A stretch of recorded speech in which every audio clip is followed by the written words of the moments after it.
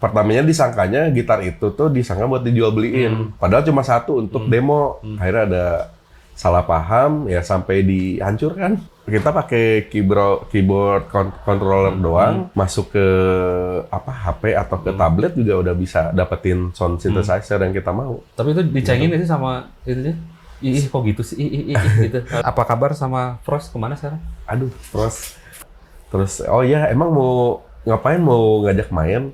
Enggak, mau nanyain merchandise.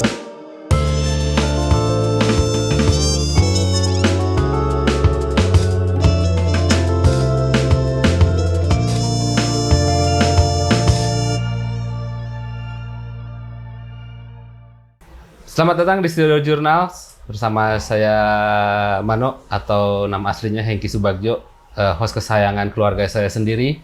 Kali ini Studio Jurnal lagi-lagi edisi Away Day karena tidak ada yang hijau-hijau di belakang. Sekarang banyak ampli dan gitar. Kita sekarang lagi menyambangi salah satu toko gear musik kebanggaan skena Bandung. Siapa lagi kalau bukan The Throne Room.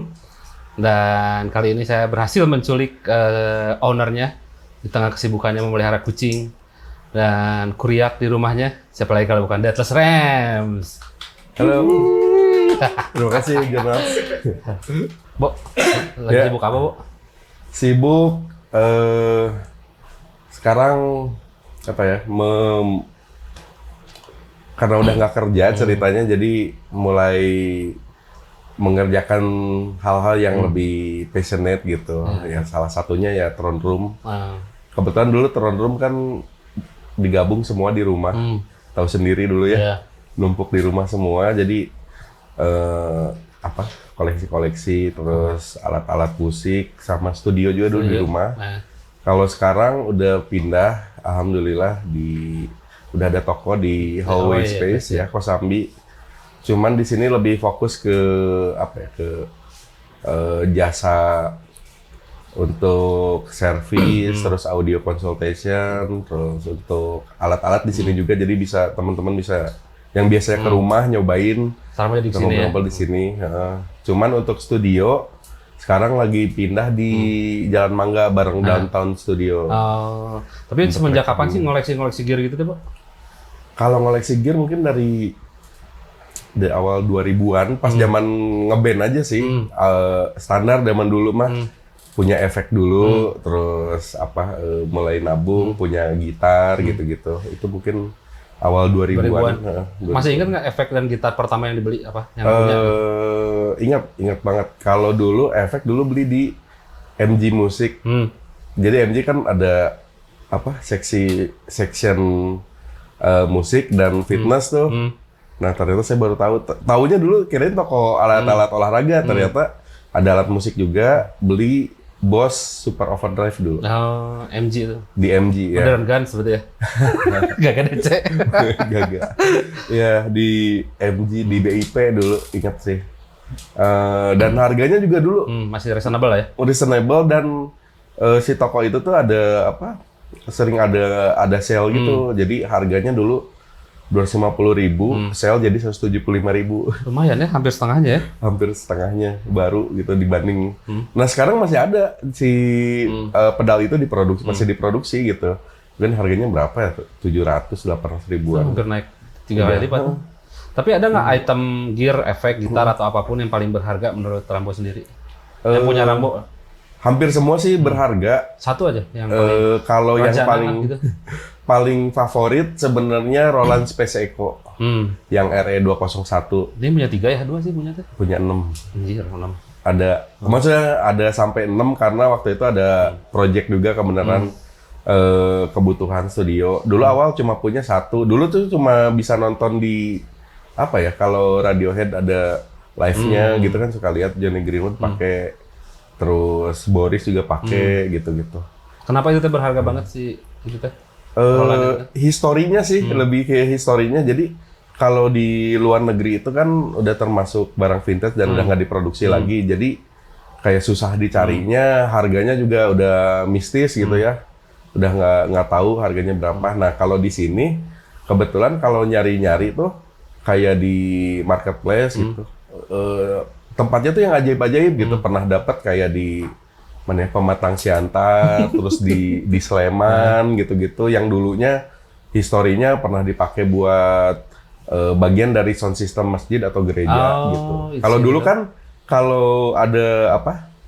Ada khotbah gitu kan harus ada echo atau reverbnya kan. Oh, dari situ ngambil. Nah, kalau zaman dulu masih analog dari situ. Terus historinya pernah juga ditukar sama yang lebih baru yang digital gitu. Jadi yang analognya rusak terus kalau dipakai gitu. Kadang-kadang nyala, kadang enggak. Akhirnya gimana dibeli, nggak mau dibeli, pengennya tukar gitu. Nah, dari banyaknya gear itu teh susah nggak sih ngerawatnya, Bu? Kalau perawatan sih relatif, cuman kalau khususnya untuk si kayak yang analog gitu, pakai vintage itu kan? Itu memang agak tricky karena parts replacement-nya kadang-kadang ada yang nggak ada di pasaran gitu, karena udah nggak diproduksi lagi. Jadi kadang harus kanibal dari barang lain gitu. Terus kayak kalau ampli tabung juga satu merek dan tipe itu bisa beda-beda. Jadi di kanibal ya? Kadang-kadang. Ada tips nggak sih, Bu, merawat gear itu harusnya kayak gimana? Kalau tips terutama yang analog ya, enaknya sebenarnya dipakai terus. Jadi sebenarnya yang banyak kasus gitu ketika rusak itu adalah si alat itu karena nggak dipakai. Kayak sama kayak sepatu menurutnya kalau nggak dipakai. Iya, benar-benar sepatu soalnya kan ada yang hancur gitu. Sama kalau misalnya di ampli atau di gitar gitu ya, nggak pernah dipakai, jarang dipakai. Biasanya yang pertama kena itu kayak potensio, keresek-keresek gitu-gitu. Tapi kalau kena matahari kelembaban itu ngaruh? Ngaruh juga, ngaruh.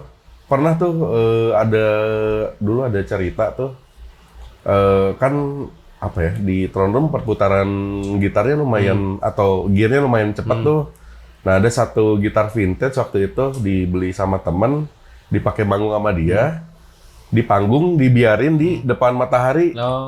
Nah, itu langsung berubah banget kayak tune segala macam kan dia bahannya kayu, si kayunya tuh langsung berubah, terus di dalam pickup ada wax-waxnya itu sampai cair gitu.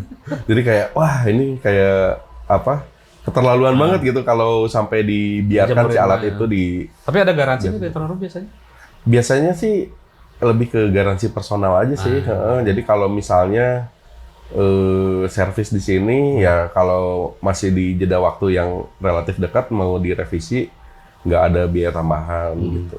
Kayak kalau kesalahan sendiri mah ya tanggung sendiri ya. Iya, kalau dialungkan gitu ya. Banyak tuh sering tuh kadang-kadang. Kerap terjadi ya, kadang yang minjem tapi juga gitu. Biasanya kalau datang ke sini biasanya ya 15 menit lah ini alat jangan dilempar-lempar. Dari mulai mengkoleksi, sekarang membuat The Throne Room ya bisa dibilang jualan ya. Kenapa akhirnya memutuskan untuk membuat The Throne Room ini, Bu? Sebenarnya The Throne Room tuh kan awalnya kayak iseng archiving nama album di Facebook sama sosial media lah dulu. Jadi kan sering difotoin tuh si alat-alat tuh, jadi atau di videoin juga ya masih di format HP lah. Terus di archive masukin ke album di Facebook atau di Pinterest dulu tuh. Jadi ada apa ya, ada archive dari historinya tuh pernah mampir gitu si barang-barang itu. Tapi lama-kelamaan jadi banyak. Nah di nama albumnya kan namanya The Throne Room, akhirnya orang jadi mengenalnya itu. Jadi dari ngupload itu juga banyak nanya-nanya barunya. Dari situ terus kadang-kadang banyak temen yang rekomendasiin kayak misalnya kalau ada troubleshooting masalah gearnya sering nanya aja ke Rembo gitu. Akhirnya ya itu nambah pertemanan di situ. Tapi kalau Rembo sendiri belajar nggak sih, Bu? Kayak elektro gitu? Kalau elektro dulu dari SMP kan di SMP diajar masuk ada kelas elektro juga, nyolder dan basic banget lah. Cuman sisanya itu otodidak. Kecuali sound engineering waktu itu sempat belajar juga. Kalau buat bisnis gear musik itu kan bisa dibilang bukan kebutuhan primer atau sekunder, malah tersier sebenarnya. Benar. Nah, gimana caranya The Throne Room itu bertahan sampai sekarang itu, mengakalinya bisnisnya? Nah, sebenarnya cukup organik ya, nggak kayak ambisius banget gitu pengen jadi toko atau apa, karena dulu juga bentuknya nggak toko, dulu di rumah gitu. Cuman karena akhirnya seneng ya interaksi, apalagi sesama apa ya kolektor atau yang punya barang yang apalagi misalnya gearnya itu yang belum pernah saya coba atau saya lihat gitu, jadi pasti interest banget.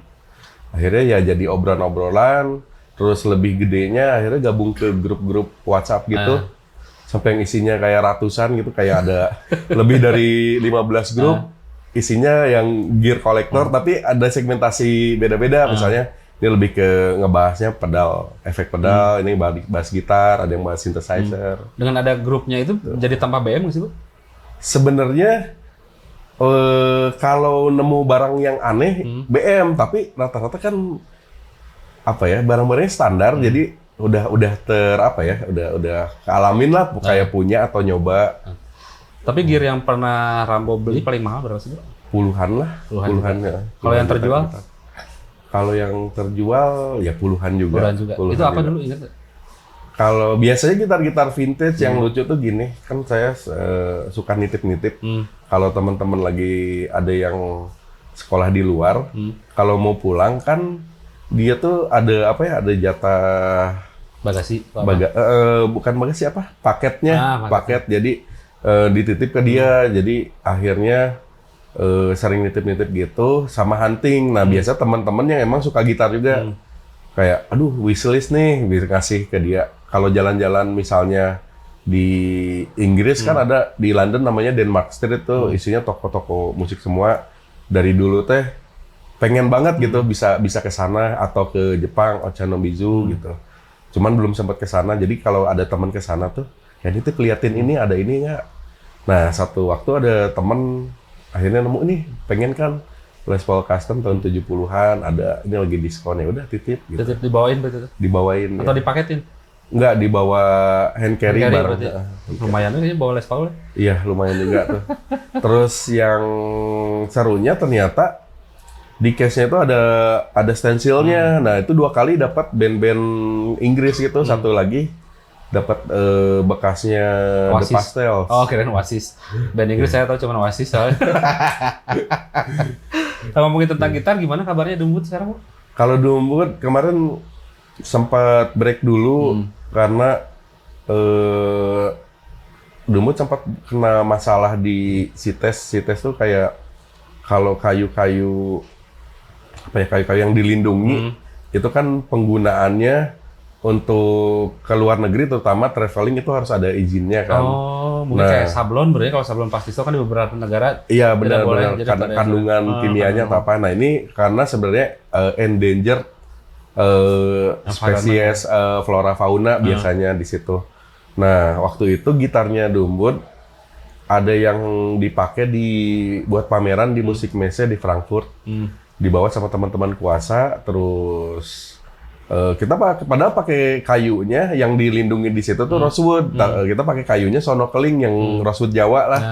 Dari Indonesia dan nggak dilindungi juga. Yang dilindungi ini si rosewood Brazilian. Akhirnya disangkanya ini termasuk Brazilian rosewood gitu. Karena nggak bisa membawa dokumennya. Jadi pertamanya disangkanya gitar itu tuh disangka buat dijual beliin. Padahal cuma satu untuk demo. Akhirnya ada salah paham ya sampai dihancurkan. Dihancurkan? Dicukai itu teh? Di custom di sana. Jerman. Jadi belum sempat dibawa ke pamerannya, tapi untungnya ada satu gitar lagi yang di hand carry itu bisa. Lolos. Nah, dari situ kayak lumayan ini juga kayak ada trauma. Terus akhirnya ada masalah juga di produksi. Nah, masalahnya produksi itu ketika sudah mau ke tahap tahap finishing, lebih massal gitu. Itu ternyata minimum ordernya harus banyak loh. Oh, berarti sekarang yang dibikin itu Dumbut kemarin satuan dulu karena handmade. Nah, akhirnya udah ada udah ada demand-nya. Akhirnya udahlah bikin ada demand sampai ratusan gitu. Ada bikin 100 atau 200. Pas nanya ke pabrik bikin berapa minimal 10.000. Langsung kayak dana di mana ya nyaruhnya? Akhirnya nego-nego bisa produksi di angka 1.000. Cuman kita harus ngakalin lagi lah gimana biar bisa 1.000 itu bisa beberapa model. Gitu. Berarti sekarang Dumbut udah produksi berapa piece gitar? Kalau Dumbut sekarang memang tahapannya semua prototype dan custom made. Itu tuh sekitar masih di bawah 100 sih. Dan dipakai siapa aja sih berarti sekarang? Kalau dipakai rata-rata sama teman-teman sih. Kayak dulu pas pertama ngetes itu inget banget dulu Dika yang pakai pas Masih Elis main gitu sama ya? Elis. Terus sampai Dika juga bikin spek sendiri gitu, nyobain. Terus teman-teman dari mana ya, banyak Angga juga pakai. Terus siapa Tiong lagi ya, terakhir ya? banyak? Tiong ya dari Malaysia. Terus Pandu juga sempat pakai, Ai Piwi Gaskin. Intinya teman-teman sih yang apa ya, penasaran gitu, pengen coba dipakai, ada yang buat rekaman, manggung segala macam. Tadi udah ngobrolin Dumbut sama Throne Room ya. Dan sekarang Rambo juga terlihat aktif di dunia synthesizer ya. Gimana sih maksudnya Synthesizer ya, Synthesizer ya, atau betul. elektronik musik lah. Elektronik musik itu pertamanya gimana sih, Bu? Bisa tertarik dengan dunia synth? Kalau dulu tuh mungkin ya awalnya ya koleksi gearnya semakin bertambah, terus udah mulai di luar jenis kayak gitar, bass dan lain-lain. Akhirnya penasaran sama yang namanya synthesizer. Ternyata synthesizer itu banyak banget jenisnya. Terus ada yang analog, ada yang digital. Akhirnya banyak penasaran, ngulik-ngulik, terus menemukan apa yang namanya groove box. Jadi groove box tuh kayak satu alat tapi udah ada drum mesin, ada synthesizer-nya, terus kadang ada mixer, ada efeknya juga gitu. Nah, dari situ sih berkembang jadi senang synthesizer. Dulu ngeliat siapa berarti, Johnny Greenwood kah atau lihat siapa gitu mainin synthesizer? Kalau dulu ngelihat yang main synthesizer tuh banyak sih. Ini Rudesnya ya banyak lah, pemain synthesizer kayak YMO, terus band-band kayak 80-an gitu. Terus ngelihat dulu teh apa ya, Vangelis gitu. Dulu dia ngisi soundtrack segala macam gitu. Susahnya apa sih, Bu, mainin synthesizer itu sebenarnya? Bikin musika atau mendapatkan gearnya atau apanya? Kalau synthesizer tuh jadi beda manufaktur, bisa beda brand, bisa beda ngedevelop jenisnya. Misalnya dulu ngelihat Moog lebih ke arah kayak subtractive synth, terus ada leather filter. Biasanya suara yang filter yang nguak itu tuh kok dapetnya di situ, beda lagi. Terus ketika di chord hampir mirip tapi beda. Ternyata memang dari desain dan dari output yang pengen dihasilkan dari brand-brand tersebut memang beda-beda gitu. Butuh berapa lama sih nguliknya dulu synthesizer bisa bikin Kalau dulu musik? karena otodidak ya, maksudnya nggak kayaknya emang ada kursusnya, ada sekolahnya gitu. Cuman karena dulu otodidak, jadi nyoba-nyoba aja punya temen gitu. Jadi nyobain punya temen, nyobainnya beli gitu. Beli-beli, ya. Terus kalau misalnya main ke tempat temen ada yang punya juga, nyobain. Paling dulu pas awal nyobain punyanya siapa ya? Punyanya salah satunya punyanya Dea Homogenik dulu pernah nyobain juga. Kayak biasanya kan brand-brand synthesizer tuh nama brand gitu ya atau nama orang, cuman ketika waktu itu ada brand Dave Smith gitu. Yang punya tuh jarang di sini. Akhirnya Dea punya, nyobain. Beli juga Gitu. Akhirnya beli yang lainnya. Karena akhirnya sebenarnya karena alatnya lumayan mahal, kalau synthesizer tuh keuntungannya kalau kita bisa nyobain dulu punya temen, itu tuh jadi kita tahu gitu minimal. Karena kalau rata-rata kan di toko alat musik nggak semua ada. Emang kalau di toko alat musik synthesizer bisa dicobain gitu? Beberapa toko ada yang nggak bisa juga, ada yang kayak ditutupin plastik gitu. Tapi kalau biasanya kayak yang merek-merek kayak standar Roland, Korg gitu ada di 3 negeri. Bisa dicobain. Bisa dicobain. Tapi ngomongin tentang tadi, synthesizer itu kan salah satu barang gear yang lumayan mahal ya. Kalau dijumlahin dalam rupiah, koleksi Rambo itu udah ada berapa sih? Setara dengan Avanza kah? Atau setara dengan Beat? Kayaknya belum terlalu nyampe sih. Ya masih seharga gitar, karena dulu tuh ketika seneng sama synthesizer atau gear lain untuk elektronik musik, biasanya jual dulu gitar atau ampli. Oh, diputarkan gitu. Diputerin, bener. Tapi kalau dirupiahin berapa, Bu? Ya mungkin Puluhan ada? puluhan sih nyampe. Bawah 50? Sekitaran lah, Sekitaran, 50 gituan. Nah, masih tentang synthesizer, Rambo juga aktif menyelenggarakan acara Synmeet ya. Ya benar, Itu teh kenapa Bandung bikin Scene Scene Meet. Meet itu, Pak? Bandung Sebenarnya dulu kolektif atau komunitasnya tuh di Bandung ada dan sempat aktif dulu. Dulu ingat Eki Rock and Roll Mafia dulu sempat bikin namanya Rampaksin. Terus teman-teman kayak Dimas dulu suka bikin open studio, jadi teman-teman bisa datang gitu. Terus kadang-kadang kalau di event-event di backstage gitu, kalau ada band teman-teman yang manggung pas soundcheck itu ketemu di backstage tuh ngebahasnya kayak gitu. Jadi akhirnya secara organik diperlukan wadahnya. Kemarin sempat bikin yang namanya WhatsApp group kayak Bandung Scene Society gitu. Terus kebetulan tergabung juga sama antusias synthesizer tapi lebih ke bentuknya modular. Itu di Indo Modular kita sering bahas. Akhirnya karena emang dulu basicnya sering bikin acara juga, ya maksudnya kayak DIY bikin studio show dan lain-lain. Akhirnya ya udah bikin acara juga Soalnya sekalian. gampang ya. Karena komunitasnya kayak bentukannya kan biasanya performer perorangan juga ya. Kalaupun grup juga mungkin cuma 2-3 orang. Jadi kayak lebih gampang. Terus untuk produksi sound system untuk performance juga nggak seribet. Bawa ampli Nggak gitu perlu ya. backline gitu. Akhirnya teman-teman antusias ya bikin tahun lalu bikin yang namanya Bandung Scene Meet. Bandung Udah Scene ke berapa kali berarti Bandung Scene Meet? Udah ke-4 mau ke-5 kali ya. 5 atau 6 ya. Berarti Scene sama modularnya sama nggak sih? Sebenarnya modular tuh bagian dari synthesizer juga. Cuman bedanya si modular ini bisa di patchable. Jadi kalau di synthesizer biasanya mode-modenya itu udah fix ya, ada preset, ada parameter-parameter yang udah diatur di situ.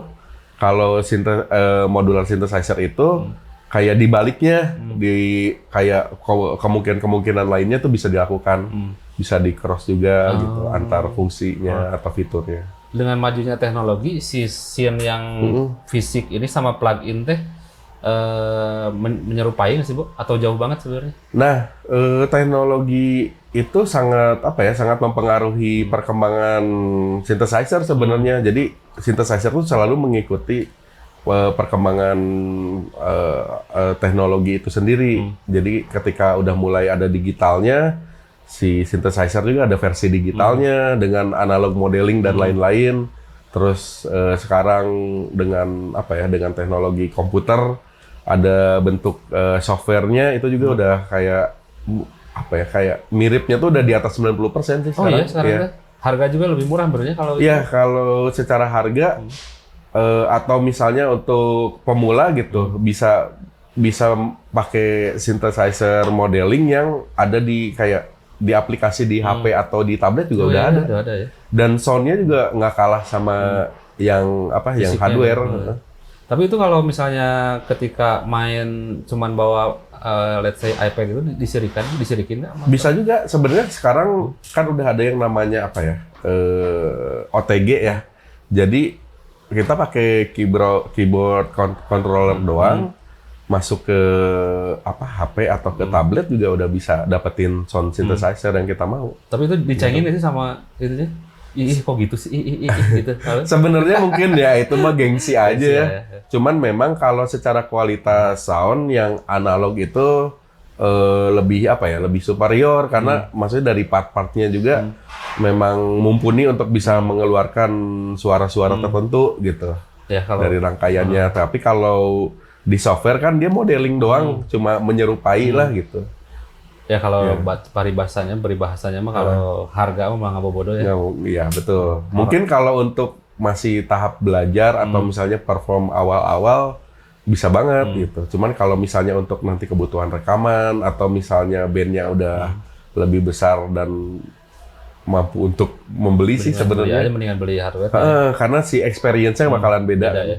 Jadi mungkin baru yang belajar bisa pakai itu ketika bisa nyari sound yang ini ketika itu tadi bisa beli langsung hardware-nya ya. Bener. Jadi Mungkin tinggal ininya doang, tinggal penyesuaian aja. Biasanya kan parameternya di touchscreen. Sekarang mungkin ada knob atau pakai slider gitu. Jadi experience-nya beda. Sedih gini-gini ya. Feel-nya beda. Sedih geser-geser. Sedih gini ya. Di tengah kesibukannya gimana dengan Near Crash Bu sekarang? Near Keganggu nggak Crash, sih kesibukannya? ya itu sebenarnya bagi-baginya sih ya. So far mah masih aman, karena Near Crash juga nggak yang super apa ya, super sibuk gitu. Cuma memang ada agendanya lah. Kemarin pas proses bikin album sebenarnya agak santai banget, karena beresinnya juga di tengah pandemi. Terus rilisnya juga pas pandemi juga, jadi nggak banyak kegiatannya. Cuman pas udah mulai banyak kegiatan apa ya, kegiatan udah mulai diizinin gitu ya, ada banyak acara, banyak tawaran-tawaran. Jadi banyak orang apresiasi ke album, terus ada label rilisin juga, terus jadi banyak kegiatan gitu. Sekarang lagi sibuk apa tuh si Near Crash? Near Crash sekarang lagi garap single baru buat EP. Dan nanti mungkin album sih lanjut. Jadi EP dulu. Kemarin, iya kemarin setelah album sempat bikin cover single buat nge-cover. Pertama nge-cover ini Saja Makat, terus kemarin Pure Saturday. Oh iya, Saja Makat juga ya. Nah itu rencananya ditambah lagu baru bakal dimasukin ke EP. EP kapan rilis? EP mungkin masih habis Lebaran sih. Berarti ya, masih ada. tengah-tengah tahun lah ya. Masih ada satu lagu lagi yang harus beresin. Cuman rilis single dulu. Kalau album kapan? Album kedua berarti ya? Kalau misalnya kekejar sih tahun ini. Cuman untuk album kayaknya dicicil. Terus bedanya kalau dulu tuh proses produksinya sebagian besar di rumah juga kan. Kalau sekarang udah mulai di studio, ya di downtown juga. Terus sekarang udah pakai produser gitu, jadi lebih apa ya, lebih kayak tertata gitu ya. Tertata dan lebih seru karena dapat opini tambahan dari orang ketiga ya di luar itu. Ya.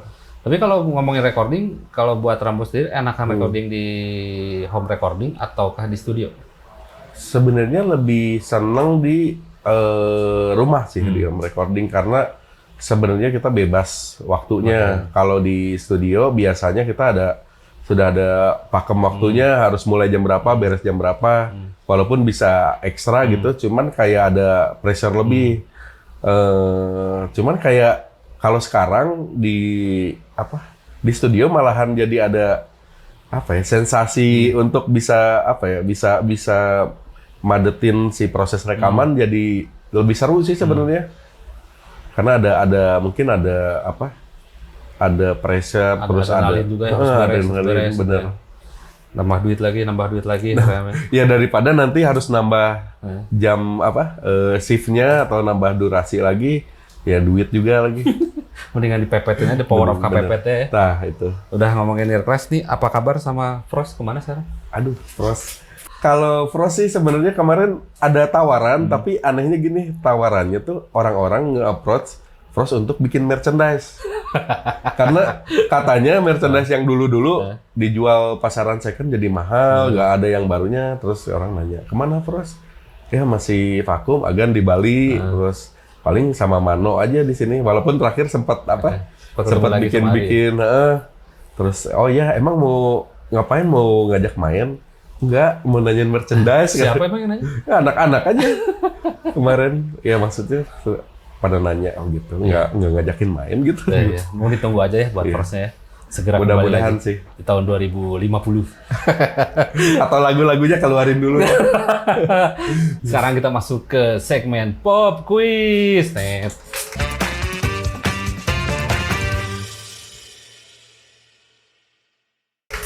Pop Quiz, di mana kita akan memberikan pertanyaan tentang musik pop pada Rambo. Enggak deh. Kita bakalan memberikan dua pilihan kepada Rambo, atau bisa disebut rapid question, dan bakal dijawab oleh Rambo dari dua pilihan itu ya.